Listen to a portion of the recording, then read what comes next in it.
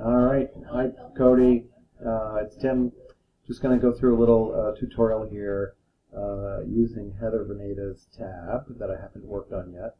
I want to show you the pieces that need to happen in order for the data to get sorted, and then how to sort it properly. All right. So I'm going to click at the top here on column E.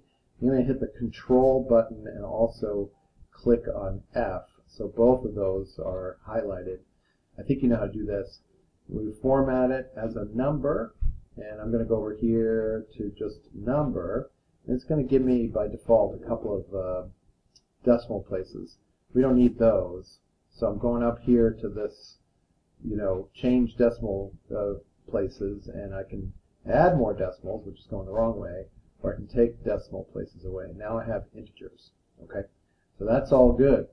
So now I've got the numbers in the right format, and I'm going to then highlight all of Heather's data. So I'm just dragging this down here to the bottom. That might be a shortcut. I'm not sure if there's a shortcut to get to the bottom really quickly, but you can go fast or slow, but there you go. Everything's highlighted. Now I'm going to go to Data and Sort Range and over to Advanced Range Options. I want to go to column E because that's where the absences are, and I want to go Z to A, which puts them from the highest number to the lowest. And then I hit Sort.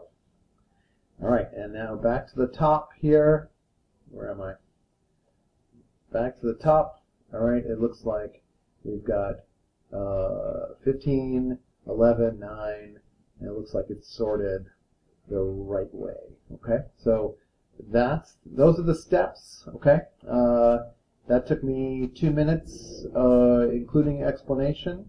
If you are not trying to explain it along the way, it might take you 1 minute. Okay, so there's probably a 20-minute effort to go through each of the different tabs, and maybe if I do some and you do some, it's 10 minutes apiece. All right, hope that helps, and we'll talk soon. Take care.